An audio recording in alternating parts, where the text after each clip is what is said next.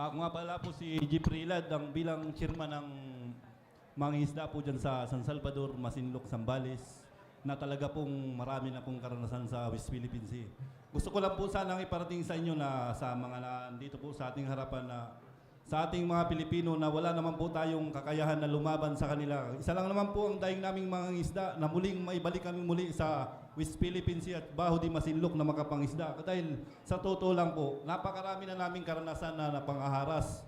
Hindi po namin iniindayan. Ang inihiling po lang namin sa gobyerno natin na kaming mga taga Masinloqueño ay malaya pong makapangisdang muli sa Baho di Masinloc na walang gumagambala sa amin. Kahit nandyan po ang mga China, okay lang po sa amin. Kasi kung sa to, tanungin lang naman po kami lang po naman talaga ang pinakabantay ng Baho di Masinloc. Kaming mga taga Masinloc talaga ang na sana kami po ay matulungan na sa mga nangyayaring ito po na may dumating sa amin na kaming mga isda uhuliin ng China, masakit po sa aming kalooban.